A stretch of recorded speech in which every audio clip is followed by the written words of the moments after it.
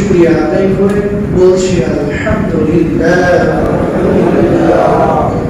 দুরূদ ও সালাম শান্তি নবী বাণী বর্ষিত হোক সাইয়্যিদুল মুরসালিন খাতামুন নবিয়্যিন নবীকুলের সম্রাট হযরত মুহাম্মদুর রাসূলুল্লাহ সাল্লাল্লাহু আলাইহি ওয়াসাল্লামের প্রতি।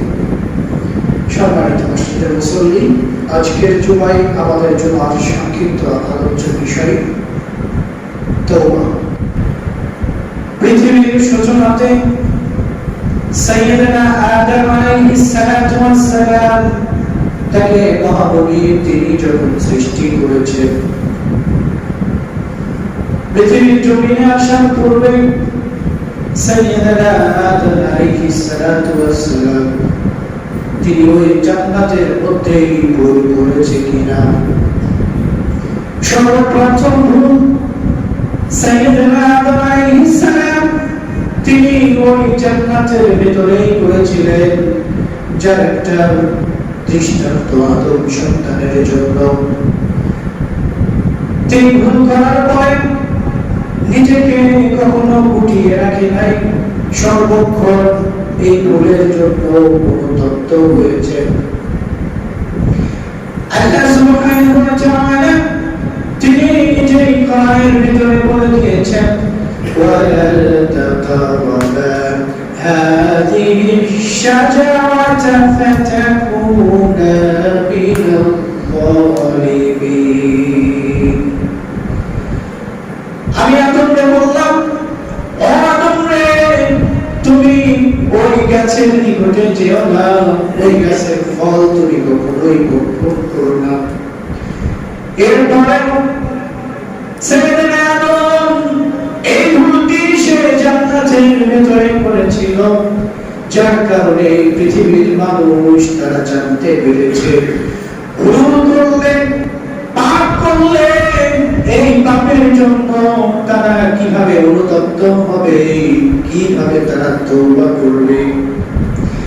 এই জন্য তওবার বিষয়টি সৃষ্টির সূচনা থেকে আজ পর্যন্ত এবং যতদিন পর্যন্ত সূর্যটা হাত্তা তাতলু আশ-শামসু মিন মাগরিবিহা, যতদিন পর্যন্ত সূর্য পশ্চিম দিকে উদিত না হবে ততদিন পর্যন্ত এই তওবার সিলসিলা চলতেই থাকবে।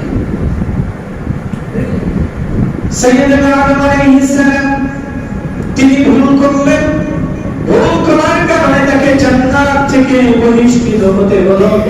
পৃথিবীর জমিনে ফিরে আসার পরে সব সময়ের জন্য অনুতপ্ত হয়েছে আল্লাহর নিকটে।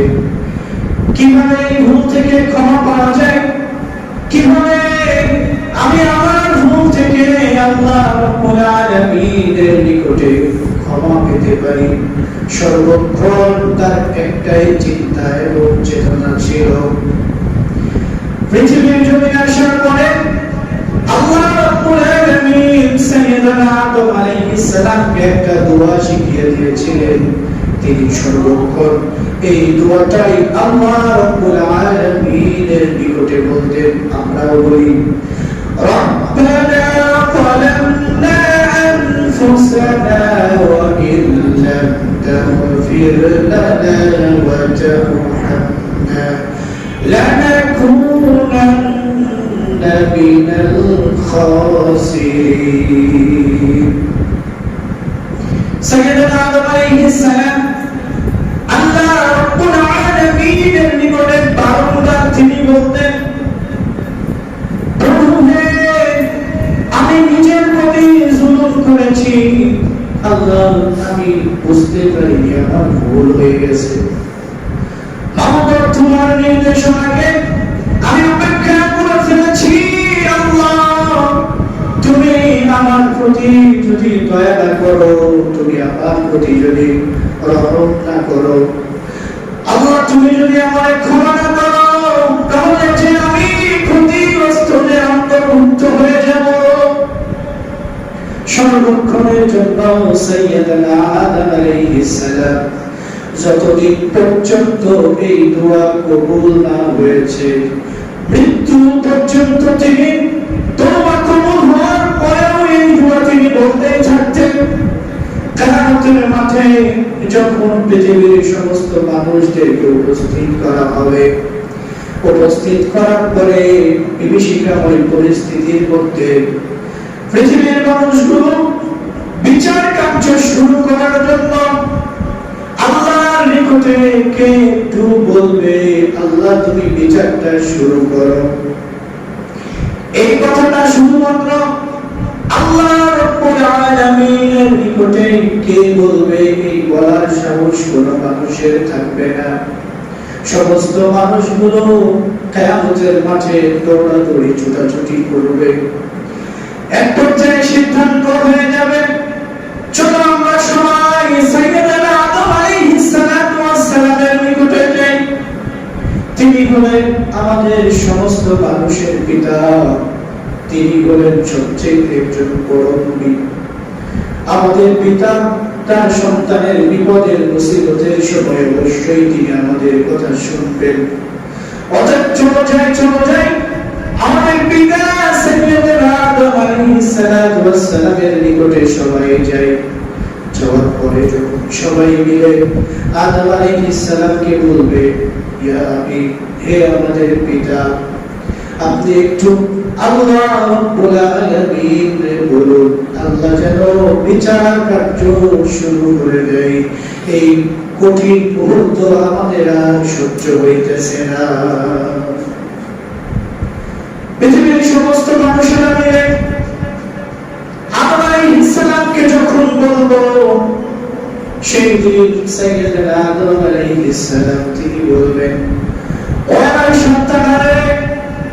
সন্তানেরা, আমি আদম ওই জান্নাতের মধ্যে একটা ভুল করেছিলাম, একটা পাপ করেছিলাম, আল্লাহর নির্দেশনা মানি নাই। আমি জানি না আমার যে আজকে কি হয়। আমি নিজেই তো হাহাকার করতেছি, নিজের চিন্তায় নিজে ব্যস্ত হয়ে গেছি। আমি তোমাদের জন্য কি করব, কি করতে পারিব, আমি পারবো না। তোমরা আমাকে ছেড়ে দাও, যাও অন্য কোন নবীর নিকটে গিয়ে দেখো তারা তোমাদের জন্য কোনো কিছু করতে পারে কিনা। আমি যে বিষয়টি বলছিলাম, তওবা সিলসিলা সাইয়েদনা আদম থেকে আমাদের এখন আছে না? সাইয়েদনা আদম আলাইহিস সালাম তিনি তওবা করেছেন, মৃত্যুর আগ পর্যন্ত তিনি তওবা আল্লাহর নিকটে করেছেন। এরপরেও তিনি এখনো নিজের উপরে একদম বিশ্বাসী নয় যে আমার তওবাটা আল্লাহ কবুল করেছেন কিনা। কিয়ামতের মাঠেও তিনি এই পাপটার জন্য আফসোস করেন, না জানি আল্লাহ মানে এই পাপের জন্য পাকড়াও করে। আর আমরা একটা পাপ করেছি, 2, 4, 1000, 2 লক্ষ, 5 কোটি গণা যাবে? কেউ বলতে পারবে? কেউ পারবে না। আমরা কিভাবে তওবা করছি? আমাদের তওবা, আমরা আল্লাহর নিকটে অনুতপ্ত হচ্ছি? কেউ কখনো আল্লাহর দিকে ফিরে এসেছি? আসতে চাচ্ছি? ভাই, আসা উচিত। সমস্ত মানুষের পিতা মৃত্যুর আগ পর্যন্ত তওবা করেছেন কয়টা ভুলের জন্য? একটা মাত্র ভুলের জন্য, একটা মাত্র পাপের জন্য। মৃত্যুর আগ পর্যন্ত তিনি তওবা করতেই থেকেছেন। আর আমাদের পাপ যে কত, আজকে যদি আমরা পৃথিবীর মানুষের সম্মুখে দেখাই, মনে হয় এই আসমান এবং জমিনের মাঝখানে যত ফাঁকা জায়গা রয়েছে সব পূর্ণ হয়ে যাবে পাপ দিয়ে, ঠিক না? কিন্তু আমরা তার সন্তান হয়ে কি করতেছি? কতটুকু তওবা করছি? অনেকে হতাশ হয়ে গেছে, এতগুলো পাপ করেছি, আল্লাহ কি ক্ষমা করবে? ভয় লাগে। এমনি তো পাপ করতেছি, তো করতেই থাকি, আল্লাহ তো কবুল করবে কি করবে না তার সাথে নেই থাকি। অনেক মানুষ হতাশ আছে না? আর আল্লাহ রাব্বুল আলামিন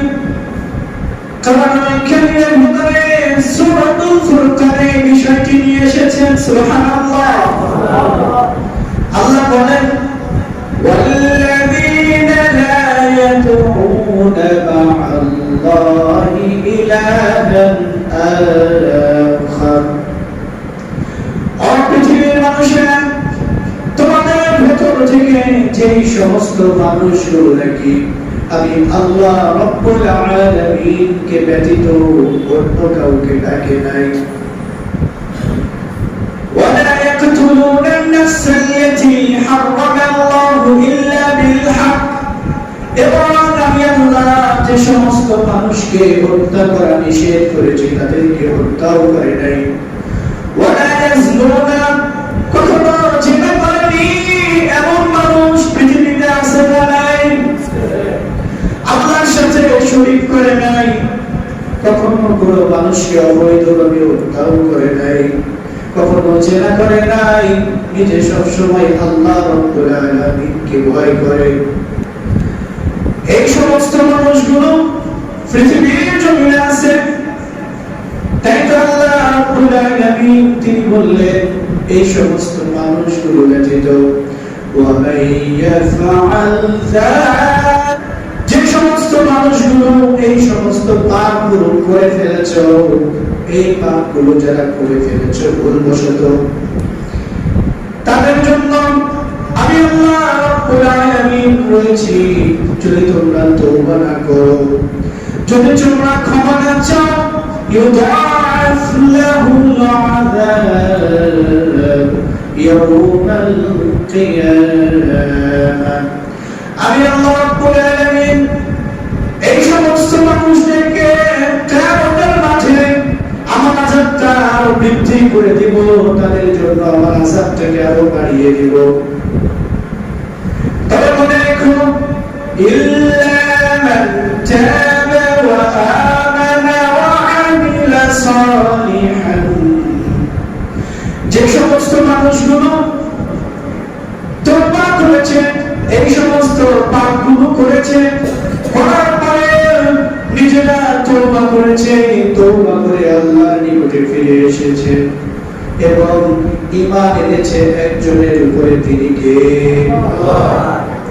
ওয়া আমিলা সালিহান ফাউলাইকা ইউবাদদিলুল্লাহু সাইয়্যাতিহিম হাসানাত। আর ওই সমস্ত মানুষগুলো তওবা করার পরে আল্লাহর উপরে ঈমান আনার পরে সর্বক্ষণ ভালো কাজ করার জন্য চেষ্টা করেছে, তওবা করেছে, আল্লাহর উপরে ঈমান এনেছে, আমল সালেহ করেছে। সব সময় কোন কাজ করলে ভালো কাজ হয়, কোন কাজটা করলে নেকি হয়, সব সময় নিজের চিন্তার মধ্যে ব্যস্ত থাকে। পাপকে করেছে, করার পরে নিজে অনুতপ্ত হয়েছে, তওবা করেছে, এরপরে সব সময় চিন্তা করে ভালো ভালো কাজগুলো করার জন্য সর্বক্ষণ। এই জন্য আমার আল্লাহ বলেন এই সমস্ত মানুষদের জন্য ইউবাদদিলুল্লাহু সাইয়্যাতিহিম হাসানাত। আমি আল্লাহ রাব্বুল আলামিন এই সমস্ত মানুষদের পেছনের যতগুলো গুনাহ ছিল, যে সমস্ত মানুষগুলো তওবা করলো, ঈমান আনলো আল্লাহর উপরে এবং ভালো কাজ সব সময় করলো, এই সমস্ত বান্দাদের জন্য সুসংবাদ দিচ্ছেন কে? আল্লাহ। আল্লাহ রাব্বুল আলামিন তিনি বলছেন ও আমার বান্দারা শুনে রাখো, তোমাদের জন্য সুসংবাদ, তোমরা পেছনে যতগুলো গুনাহ করেছো, যত জেনা করেছো, ব্যভিচার করেছো, জুলুম করেছো, অত্যাচার করেছো, সুদ খেয়েছো, ঘুষ খেয়েছো, আর পৃথিবীর জমিনে যত পাপ রয়েছে সব করেছো, তারপরেও তোমরা যদি তওবা করে ফিরে আসো তাহলে শুনে রাখো ইউবাদদিলুল্লাহু সাইয়্যাতিহিম হাসানাত। আমি আল্লাহ রাব্বুল আলামিন তওবা করার কারণে তোমার পেছনে যতগুলো গুনাহ ছিল, তোমার পেছনে যতগুলো পাপ ছিল, সমস্ত পাপগুলোকে আমি আল্লাহ সওয়াবে পরিণত করে দিলাম। সুবহানাল্লাহ। শুধুমাত্র কাজ করতে হবে কয়টি? তিনটি। প্রথম কাজ হলো তওবা করবেন, দ্বিতীয় কাজ হলো ঈমান আনবেন, তৃতীয় কাজ হলো ভালো কাজ করার জন্য চেষ্টা করবেন, আমলে সলিহ করার জন্য চেষ্টা করবেন। কোন কাজ করলে স্মার্ট হয় এই কাজ করার জন্য চেষ্টা করবেন। তওবা করার শর্ত এই তিনটি। তওবা করবেন, করে আগে ঈমান আনবেন, তাই আল্লাহর প্রতি বিশ্বাস স্থাপন করবেন, আল্লাহকে প্রকৃতপক্ষে ভয় করবেন। এই ঈমানের অর্থ হলো আল্লাহকে প্রকৃতপক্ষে ভয় করা। তওবা করবেন, আল্লাহকে ভয় করবেন, এরপর থেকে ভালো কাজগুলো বেশি বেশি করার জন্য চেষ্টা করবেন, খারাপ কাজের নিকটেও যাবেন না। তাহলে আল্লাহ রাব্বুল আলামিন আপনার পেছনে যত পাপ ছিল সব পাপগুলোকে পরিবর্তন করে সওয়াব বানিয়ে দিবেন। সুবহানাল্লাহ। পারবেন ইনশাআল্লাহ। আল্লাহ তুমি কবুল করো, আমিন। এরপরে আল্লাহ রাব্বুল আলামিন তিনি বলেন ইল্লা মান তাবা ওয়া আমিলা সালিহান ফাইন্নাহু, যে সমস্ত মানুষগুলো তওবা করেছে এবং আমলে সালেহ করেছে, পরে পৃথিবীর জমিন ছেড়ে চলে গেছে, এই সমস্ত মানুষদেরকে আমি আল্লাহ রাব্বুল আলামিন জান্নাতে প্রবেশ করাবো। সুসংবাদ, তওবা করতে হবে। পাপ আমাদের আছে, পাপ নেই এমন মানুষ পৃথিবীতে কেমন কথা বলার জন্য? পাপ ছাড়া মানুষ পৃথিবীতে নেই, নেই। কেন? عن انس رضي الله تعالى عنه قال حضرت انس رضي الله تعالى عنه বর্ণিত তিনি বলেন قال النبي صلى الله عليه وسلم আল্লাহর হাবিব মুহাম্মদ সাল্লাল্লাহু আলাইহি ওয়াসাল্লাম তিনি বলেছেন কুল্লু বনি আদম খাত্তাঈন, পৃথিবীর জমিনে যতগুলো আদমের সন্তান রয়েছে সমস্ত আদমের সন্তানেরাই হলো পাপী। বলেছেন কে? মুহাম্মদ সাল্লাল্লাহু আলাইহি ওয়াসাল্লাম। আমার কথা আল্লাহ রাসূল সাল্লাল্লাহু আলাইহি ওয়াসাল্লাম তিনি বললেন পৃথিবীর জমিনে যত মানুষ রয়েছে সবাই হলো পাপী, তবে খায়রুল খাত্তাঈন আত-তাওয়াবিন, এই সমস্ত পাপী বান্দাদের ভিতর থেকে সবচেয়ে ভালো বান্দা, সবচেয়ে উত্তম পাপী, এই সমস্ত মানুষদের ভিতর থেকে সবচেয়ে ভালো পাপী যিনি পাপী নাকি পাপ করার পরে তওবা করে সাথে সাথে একজনের নিকটে তিনি কে? সর্বক্ষণের জন্য পাপ হয়েছে, কিন্তু পাপ করার পরে সাথে সাথে আল্লাহর নিকটে অনুতপ্ত হয়ে যায়, আল্লাহ আমি তো বুঝতে পারিনি, আল্লাহ শয়তানের ওয়াসওয়াসায় করে ভুলটা করে ফেলেছিলাম, আল্লাহ তুমি আমাকে মাফ করে দাও। এতটুকু বলতে হবে, অন্তর থেকে অন্ততপক্ষে একটু অনুতপ্ত হতে হবে। তাহলে আল্লাহ রাব্বুল আলামিন আমাদেরকে পৃথিবীর সমস্ত পাপীদের কাতার থেকে ভালো পাপীদের কাতারে উঠিয়ে রেখে দিবেন। তবে পাপী থাকবো না, পাপী থাকবো না, আল্লাহ ক্ষমা করে দিয়ে দিচ্ছেন। পৃথিবীর মানুষ আসলে বড়ই নিমখানা, তারা বুঝতে চায় না, বুঝে না, পাপ করে ফেলে, বারবার পাপ হবে, এটাই স্বাভাবিক, কিন্তু নিজেকে ফিরাতে হবে, কখনো নিরাশ হবে না, নিরাশ হওয়া যাবে। আল্লাহর হাবিব সাল্লাল্লাহু আলাইহি ওয়াসাল্লাম তিনি নিজে একটা হাদিসে কারিমার মধ্যে উল্লেখ করে দিয়েছেন আল্লাহ রাব্বুল আলামিন প্রত্যেকটা দিন যখন দিন ঘনিয়ে সন্ধ্যা আসে, সন্ধ্যার সময় আল্লাহ রাব্বুল আলামিন হাত দুটোকে বাড়িয়ে দেন, যখন রাত্রি এসে যায় হাত দুটোকে বাড়িয়ে দিয়ে ডাকতেন, ও আমার বান্দারা তোমাদের ভেতর থেকে এমন কোন বান্দা রয়েছে সারাটা দিন পাপ করেছো, ভুল করেছো, কিন্তু সন্ধ্যা এসে গেছে, কে আমার নিকটে ক্ষমা চাই, আমি আল্লাহ আমার ওই বান্দাটারে মাফ করে দিব। এভাবে যখন রাত্রি গড়িয়ে গড়িয়ে আবার যখন সকাল চলে আসে, তখন আল্লাহ রাব্বুল আলামিন তিনি হাত দুটোরে প্রসারিত করে দেয়, হাত দুটোরে প্রসারিত করে তিনি ডাকতে থাকেন, ও আমার বান্দারা, তোমাদের ভিতর থেকে আমার এমন কোন বান্দা রয়েছে যেই বান্দাটি রাতের বেলায় পাপ করেছো, পাপ করার পরে এখন নিজের কাছে অনুতপ্ত হয়েছো, আসো আসো আমি আল্লাহর নিকটে ক্ষমা চাও, আমি আল্লাহ তোমারে ক্ষমা করে দেব। দিন শেষে সন্ধ্যা, আবার সারা রাত শেষে যখন ফজর আসে, সকাল চলে আসে, তখন আবার আল্লাহ ডাকতে। একটা প্রসিদ্ধ হাদিস সকলের জানা,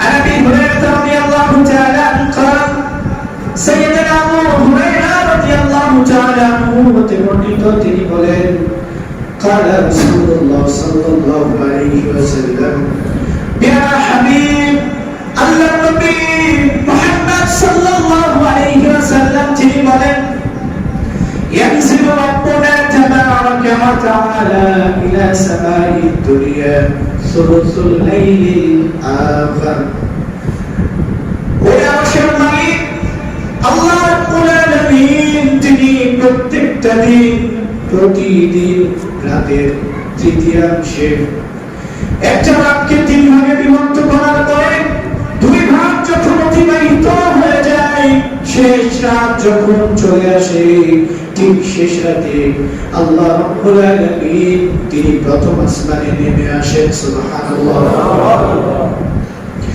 প্রথম আসমানে আসার পরে তিনি তার বান্দাদেরকে ডাক দিতে থাকেন, ও আমার বান্দারা রে, তোমাদের ভেতর থেকে এমন কোন বান্দা রয়েছে মাইয়াসআলুনি, আমি আল্লাহর নিকটে চাই।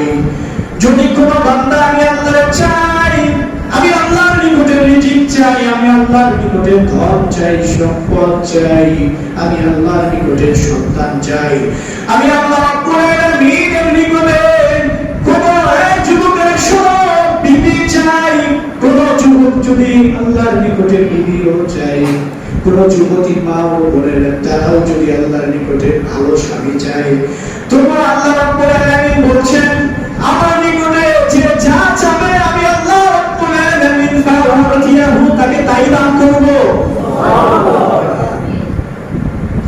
এরপরে আল্লাহ বলেন আমি আল্লাহ রাব্বুল আলামিনের নিকটে কোন বান্দাটা ডাক দেয় আমারে, আমি আল্লাহ রাব্বুল আলামিন তার ডাকে সাড়া দেব। আবার তিনি বলেন ফাস্তাগফিরুনি, আমি আল্লাহর নিকটে কোন বান্দাটা ক্ষমা চাই, ফাগফির লাহু, আমি আমার ওই বান্দাটারে ক্ষমা করে দেব। সুবহানাল্লাহ। তিনটা কথা, এক আমার কে ডাকে, তার ডাকে সাড়া দেব। আমার কাছে কে চায়, আমি তার চাওয়া পূরণ করে দেব। আমার কাছে কে ক্ষমা চায়, আমি তারে মাফ করে দেব। কখন এটা মনে আছে? রাতে শেষ অংশ।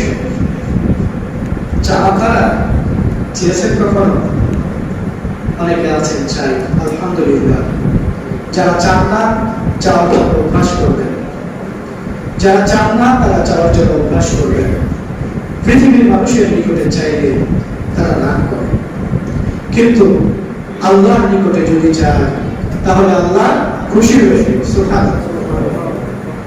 আল্লাহর নিকটে চাইতে হবে।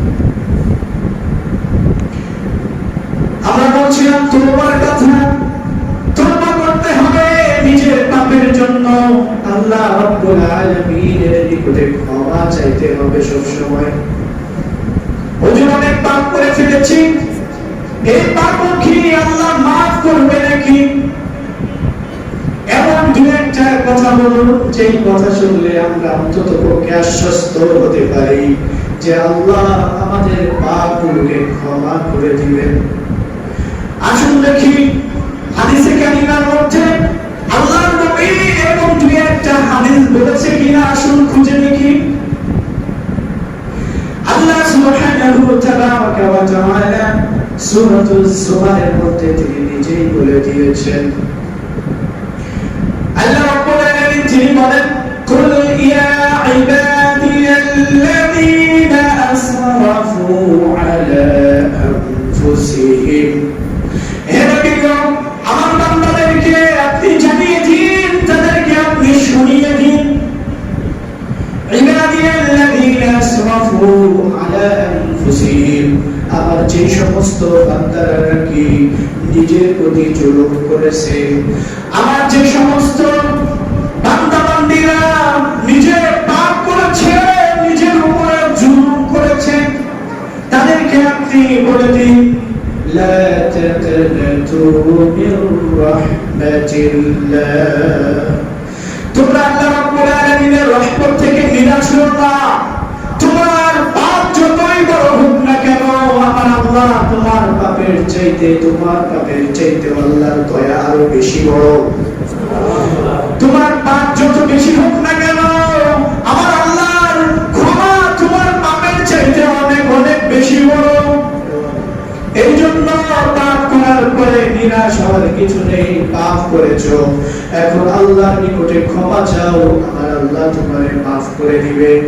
ইন্নাল্লাহা ইয়াগফিরুয যুনুবা জামিআ, আল্লাহ নিজেই বললেন, ও আমার বান্দারা রে, নিরাশ হওয়ার কিছু নেই, তোমরা ক্ষমা চাও, আমি আল্লাহ তোমাদের যত পাপ হয়েছে সমস্ত পাপগুলোকে আমি আল্লাহ ক্ষমা করে দিব। যত পাপ আছে সব পাপ ক্ষমা করে দিব, পাপ থাকবে না, সব ক্ষমা হবে। প্রিয় হাবিব সাল্লাল্লাহু আলাইহি ওয়াসাল্লাম তিনি একটি হাদিসে কারিমার মধ্যে নিজেই উল্লেখ করেছেন একটা ঘটনা। আল্লাহর নবী একটা ঘটনা বলছেন, বনি ইসরাইলের ভিতরে একজন লোক ছিল, একটা নয়, দুইটা নয়, 99টা লোককে হত্যা করেছে, 99টা মানুষকে হত্যা করে পৃথিবীর জমিন থেকে বিদায় করেছে। এরপরে লোকটির ভিতরে অনুশোচনা জেগেছে, সে নিজে বুঝতে পেরেছে, আরে আমার তো মনে হয় ভুল হয়ে গেছে, আবার ফিরে আসা উচিত, আমি পৃথিবীর জমিন ছেড়ে চলে যাব, আমার তওবা করা দরকার। পৃথিবীর জমিন ছেড়ে চলে গেলেও আমার জীবন শেষ হবে না, আমার আরেকটা জীবনের পাড়ি জমাতে হবে, সেই জন্য আমার প্রস্তুতির দরকার। আমি এতগুলো হত্যা করেছি, আমার পাপ আমি কিভাবে ক্ষমা করিয়ে নেব, এই চিন্তা, এই প্রচেষ্টায় লোকটি ব্যস্ত। লোকদেরকে জিজ্ঞাসা করে, এমন কোন লোক আছে কিনা যে আমার এই ব্যাপারে কিছু পরামর্শ দিতে পারে? একজন লোক বলল, অমুক জায়গাতে একজন আমির আছে, একজন দরবেশ রয়েছে, যাও তার নিকটে পরামর্শ করো। দরবেশের নিকটে যাওয়ার পরে সে জিজ্ঞাসা করেছে, আবার কোন ক্ষমা আছে কিনা, 99টা হত্যা করেছি। তার তো দিনের জ্ঞান নাই, পাপ করে লাভ দেব, চাপ বেটা 99টা খুন করছিস, তুই আবার এসেছিস ক্ষমার জন্য, যা বেটা, তোর কোনো পাপ নেই, এটাই তোর রাগ। আমার তখন ক্ষমা নেই, পুরো ছেলে লাভ কি, যা পুরো শেষ করে দিলাম, এটা বিদায়। কত হয়েছে? শেষ। এরপরে হৃদয়ের ভিতরে অনুশোচনা আছে না নাই? অনুশোচনা মানে মানুষকে জিজ্ঞাসা করে, কোথায় গেলে আমার পাপ ক্ষমা পাবো, কার নিকটে যেতে হবে, কিভাবে কোন মানুষকে জিজ্ঞাসা করব, কেউ এই ব্যাপারে পরামর্শ দিতে পারে কিনা। একজন বললাম, অমুক জায়গাতে যাও, একজন আলেম রয়েছে, তার সাথে পরামর্শ করে দেখো, তোমার পাপটা ক্ষমা হতেও পারে। সেখানে যাওয়ার পরে সে জিজ্ঞাসা করলো, আমি এতগুলো গুনাহ করেছি, হত্যা করেছি, 100টি প্রাণ, আমার জন্য ক্ষমা আছে নাকি? লোকটি বলল, তোমার জন্য ক্ষমা আছে। সুবহানাল্লাহ, সুবহানাল্লাহ। নিরাশ হওয়ার কিছু নেই, আমার আল্লাহ তোমাদেরও মাফ করে দিবে। এরপরে লোকটি আশ্বস্ত হয়ে গেছে, লোকটি খুব ভরসায় পেয়ে গেছে। আল্লাহর পরে ভরসা হয়ে গেছে, আশ্বস্ত হয়ে গেছে নিজে, তার পাপগুলো ক্ষমা পাবে, এই জন্য খুব আনন্দে উৎফুল্লিত হয়ে গেছে। বলছে কি করতে হবে বলুন? লোকটি বলেছে তুমি যাওয়ার পরে এখান থেকে আল্লাহর নিকটে খুব অনুনয় বিনয় করে তওবা করবে, কালিমা বাক্যে আল্লাহকে ডাকবে, আল্লাহ তোমাকে মাফ করে দিবে। কিন্তু তুমি যে জায়গাতে রয়েছো এই জায়গাতে মানুষ কেউ আল্লাহর ইবাদত করে না, এরা সবাই মূর্তির পূজা করে, এই জায়গাতে থাকলে তুমি আল্লাহর ইবাদত করতে পারবে না। ওই পার্শ্ববর্তী এলাকা সেখানে আল্লাহর ইবাদতকারী রয়েছে, সেখানে তোমার চলে যেতে হবে। তুমি এখনই বাড়িতে গিয়ে বের হয়ে ওই এলাকাতে চলে যাও। লোকটি ফিরে চলে আসলো বাড়িতে, তওবার নিয়ত করে বাড়ি থেকে মালসামানা গুছিয়ে নিয়ে বাড়ি থেকে বের হয়ে গেছে, ওই এলাকায় যাবে। কিছু দূর আসার পরে মালাকুল মাউত তার নিকটে এসে হাজির হয়ে গেছে। জীবন নামক পাখিটারে উড়াল দিয়ে নিয়ে চলে যাবে, জীবনটারে বের করেছে। দুইজন ফেরেশতা উপস্থিত, ভালো ফেরেশতা, খারাপ ফেরেশতা, জান্নাতের জাহান্নামের। এই বলে এই বেটা জীবনে কোনোদিন ভালো কাজ করেনি, এরে জাহান্নাম দিয়ে আরেকজনরা এ তওবা করার জন্য, নিজে ভালোভাবে আল্লাহর ইবাদত করার জন্য বাড়ি থেকে বের হয়েছে, অমুক জায়গায় যাবে, সেখানে গিয়ে ক্ষমা চাবে, আল্লাহ এর মাফ করে দিবে। অতএব এর জানটা আমি নিয়ে যাবো, জান্নাতে রাখবো। মারামারি শুরু। এইবার বিচার আল্লাহ করে, আল্লাহ বললেন যাও পৃথিবীতে যাও, গিয়ে দেখো সেই লোকটা যেখানে মৃত্যুবরণ করেছে ওই জায়গাটা ভালো জায়গার কাছে নাকি খারাপ জায়গাটার কাছে। আল্লাহ সুবহানাহু ওয়া তাআলা ভালো জায়গায় চলে বললেন, ও জায়গাটা তুমি ওই লোকটার নিকটে চলে যাও। আর খারাপ জায়গাটারে বললেন, এই জায়গা তুই আমার এই বান্দার নিকট থেকে দূর হয়ে যা। এবার ফেরেশতারা মাপ দিয়ে দেখলো ভালো জায়গাটা একটু নিকটে হয়ে গেছে, এক হাত।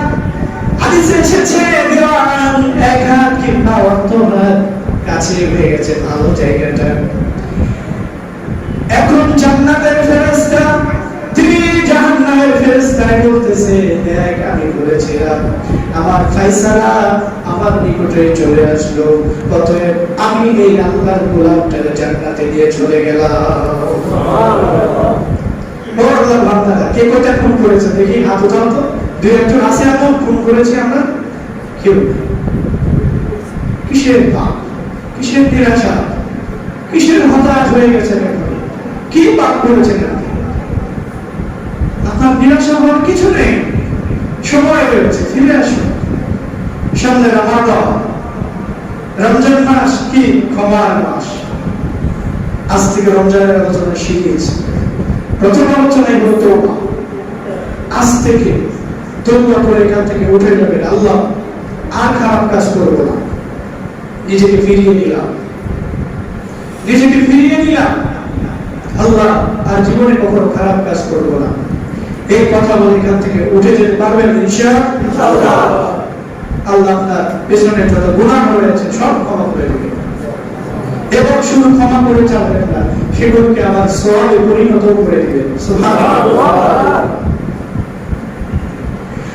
আল্লাহ সুবহানাহু ওয়া তাআলা তিনি বলেন, ইয়া আইয়ুহাল্লাযীনা আমানু তুবু ইলাল্লাহি তাওবাতান নাসুহা। হে বিশ্বাসী বান্দারা আমার, তোমরা তওবা করো আল্লাহ রাব্বুল আলামিনের নিকটে, একনিষ্ঠ তওবা করো, নিজেরা একনিষ্ঠ হয়ে তওবা করো। তওবা এমন ভাবে করো না যে তওবা করার পরে আবার তোমরা পাপের মধ্যে জড়িয়ে যাও, এমন তওবা তোমরা করো না। এমন ভাবে তওবা করো একনিষ্ঠ হয়ে আল্লাহ রাব্বুল আলামিনের ভয়ে নিজেকে আল্লাহর জন্য সঁপে দাও। আল্লাহর জন্য সঁপে দিতে হবে নিজেকে, প্রতিশ্রুতি দিতে হবে আল্লাহর নিকটে, আল্লাহ আজকের পর দিন থেকে আমি আর কোনোদিন পাপের ধার কাছেও যাব না। আল্লাহ আমি আজ থেকে তোমার নিকটে ওয়াদাবদ্ধ হয়ে গেলাম, আর কোনদিনও আমি পাপ কাজে করব না। এরপরে হতে পারে যদি হয় তাহলে কি করবেন সেটা শেষ সময় ফিনিশিং এ জানিয়ে দেব ইনশাআল্লাহ। এখন বলছিলাম তওবা করবেন, কি তওবা? একনিষ্ঠ তওবা। কি তওবা? একনিষ্ঠ তওবা। তওবা করবেন এটা বুঝলাম, তওবা করবেন এটা আমি বুঝলাম, কিন্তু একনিষ্ঠ তওবা এটা আবার কেমন? এটা বলুন, একনিষ্ঠ হয়ে কিভাবে তওবা করতে হয়? একজন সাহাবী ঘটনা, গামেদি একটা সম্প্রদায়ের নাম। কি? গামেদি। এই সম্প্রদায়ের একজন মহিলা, সে জেনায় লিপ্ত হয়েছে। কিসে লিপ্ত হয়েছে? জেনায় লিপ্ত হয়েছে। এতে তার গর্ভে বাচ্চা চলে এসেছে, পেটটা উঁচু হয়েছে কিছুটা। সে অনুতপ্ত হয়েছে, সে নিজে চিন্তা করেছে আজকে যদি আমার মৃত্যু হয়ে যায় তাহলে কবরের মধ্যে আমার অবস্থা কি হবে? আমাদের মাঠে আমি আল্লাহর নিকটে কি জবাব দেব? ওই পৃথিবীর সমস্ত মানুষগুলো সম্মুখে থাকবে, সবার সামনে আমি আল্লাহর নিকটে কি জবাব দেব? আমার জবাবের কোনো উত্তর আমি খুঁজে পাচ্ছি না। এত অপমান আমি সহ্য করতে পারবো না। এরপর থেকে শুরু হয়েছে নিজের ভেতরে যন্ত্রণা। এই পাপ তাকে ভেতরে কুড়ে কুড়ে খাচ্ছে, এই পাপ তার ভেতরে আগুন জ্বালিয়ে দিয়েছে। কিভাবে এই পাপ থেকে নিজেকে পবিত্র করবে? কি কাজ করলে নিজে পাপটি ক্ষমা পাবে? এই জন্য সবসময় চিন্তায় ব্যস্ত হয়ে পড়েছে, কিন্তু কোনো কুল কিনারা খুঁজে পায় না। এক পর্যায়ে পেয়ারা হাবিবের নিকটে উপস্থিত, বলেন নবী গো, আমি তো জেনায় লিপ্ত হয়েছিলাম, আমার পেটটা উঁচু হয়ে গেছে, আল্লাহর নবী আমারে এই পাপ থেকে পবিত্র করুন।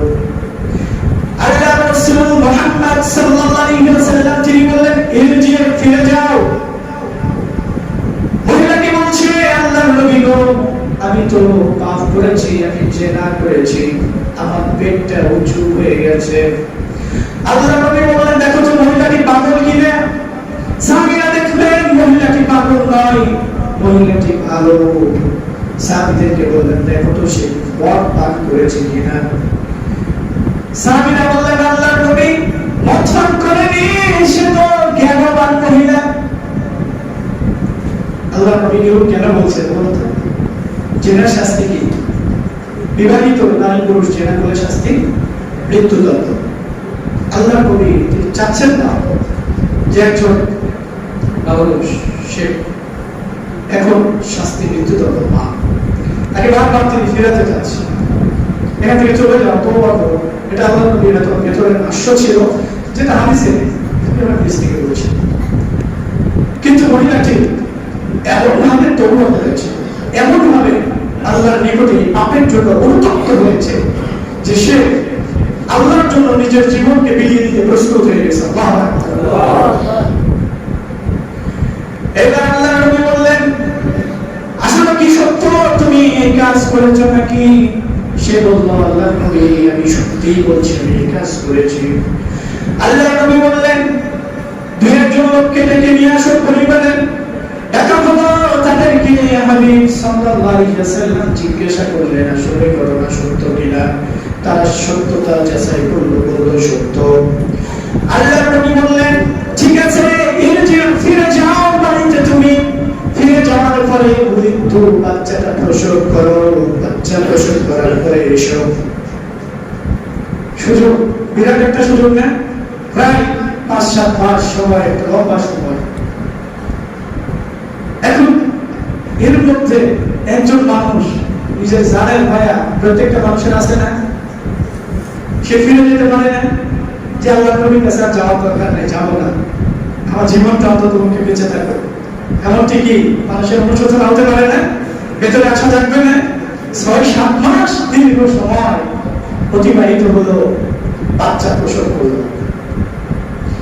এইবার মহিলাটি বাচ্চাটাকে কাপড়ে জড়িয়ে আল্লাহর নবীর হাবিব সাল্লাল্লাহু আলাইহি ওয়াসাল্লামের দরবারে উপস্থিত হয়ে গেছে। হওয়ার পরে বলছে আল্লাহর নবী, আমি ওই মহিলা যারা আপনি বলেছিলেন বাচ্চাটাকে নিয়ে এসো, তোমার পবিত্র করা হবে। আল্লাহর নবী, আপনি আমার এই পাপ থেকে পবিত্র করুন। এই যে বাচ্চাটা নিয়ে আসলাম, আল্লাহর নবী বললেন ফিরে যাও, বাচ্চাটাকে দুধ পান করাও যতদিন পর্যন্ত বাচ্চা অন্য খাবার খেতে না পারে, ততদিন পর্যন্ত বাচ্চাটারে তুমি দুধ পান করাও। মহিলাটি এবার আবারও চলে আসলো, দুধ পান করালো। 2 বছর বাচ্চাটারে দুধ পান করানোর পরে এখনো মহিলার ভেতর থেকে এই পাপ থেকে বাঁচার অনুশোচনা এখনো কমে নাই। এই পাপ থেকে নিজেকে কিভাবে পবিত্র করবে এই চিন্তায় সে মগ্ন। এই পাপটা তার ভেতরটা খুলে খুলে খাচ্ছে সবসময়। নিজে কিভাবে পবিত্র হবে এই চিন্তায় সবসময় ব্যস্ত থাকে। এইবার আবার 2 বছর পরে বাচ্চাটাকে খুলে খুলে নিয়ে আল্লাহ রাসূলের দরবারে উপস্থিত হয়ে গেছে। আল্লাহ নবী বলে, ইয়া রাসূলুল্লাহ, এই যে বাচ্চাটার হাতে রুটি দেখুন, বাচ্চাটা রুটি খেতে পারে। আল্লাহ নবী ওনার বাচ্চাটারে অন্য একজন সাহাবীর নিকটে সমর্পণ করলেন। সমর্পণ করার পরে আল্লাহ নবী বললেন, ওনার সঙ্গী সাথীরা মহিলাটিকে নিয়ে যাও, ওই প্রান্তরে যাওয়ার পরে তাকে বুক পর্যন্ত পুঁতে দাও, এরপরে তাকে রজম করে দাও, পৃথিবীর জমিন থেকে তার বিদায় করে দাও। যখন সাহাবীরা পাথর মারতেছিলেন, আল্লাহর নবী পাশে ছিলেন। খালিদ বিন ওয়ালিদ রাদিয়াল্লাহু তাআলা আনহু তিনি একটা পাথর নিক্ষেপ করেছে মহিলাটির মাথার উপরে। মাথা থেকে রক্ত ছিটকে এসে খালিদের শরীরে লেগে গেছে। খালিদ মহিলাটিকে একটু মন্দ ভাষায় গালি দেওয়ার জন্য উত্তপ্ত হয়েছিল, গালি দিতে চেয়েছিল। আল্লাহ নবী বললেন, খালিদ তুমি থেমে যাও, আর কথা বলো না। আল্লাহ রাসূল সাল্লাল্লাহু আলাইহি ওয়াসাল্লাম মহিলাটিকে এইবার সাহাবীদেরকে বললেন, ও আমার সাহাবীরা, মহিলাটিকে তোমরা দাফন সেরে দাও। আল্লাহ নবী নিজের জানাজা পড়ালেন। সুবহানাল্লাহ। ওমর রাদিয়াল্লাহু তাআলা আনহু তিনি বললেন, ইয়া রাসূলুল্লাহ, একজন জিনাকার মহিলার জানাজা আপনি পড়াবেন, হতে পারে না। আল্লাহ নবী বললেন, ও ওমর রে, শুনে রাখো, এই মহিলা এমন তওবা করেছে, এমন ভাবে এই মহিলা তওবা করেছে, এই মদিনাবাসীর 70 জন মানুষের ভেতরে এই মহিলার তওবা যদি ভাগ করে দেওয়া হয়, এই 70 জন মানুষের জন্য একজন মহিলার তওবা যথেষ্ট হয়ে যাবে। কেমন তওবা করেছে! প্রায় 3 বছর ধরে নিজেকে পবিত্র করার জন্য খালি ঘুরে বেরিয়েছে। কিভাবে নিজে পবিত্র হবে, এই পাপ থেকে নিজেকে কিভাবে বাঁচাবে, বড় কঠিন জিনিস। যারা মুমিন, যারা মুসলমান, তাদের ভেতরে তাদের কোন রকম যদি পাপ হয়ে যায়, তাহলে সেটা সবসময় খোঁচা দেবে, ভেতরে খোঁচা দেবে। হাই হাই, এই কাজটা করে ফেললাম, মনে পাপ হয়ে গেল নাকি, মনে হয় পাপ হয়ে গেল নাকি, এরকম মনের মধ্যে যখনই জাগবে অনুশোচনা, তখনই বুঝবেন যে হ্যাঁ, আসলে আপনি মুসলমান। আর সঙ্গে সঙ্গে আল্লাহর নিকটে তওবা করবেন, আল্লাহ মনে হয় আমি পাপ করে ফেলেছি, আল্লাহ তুমি আমাকে মাফ করে দাও। শেষ ফিনিশিংয়ের শেষ হাদিস।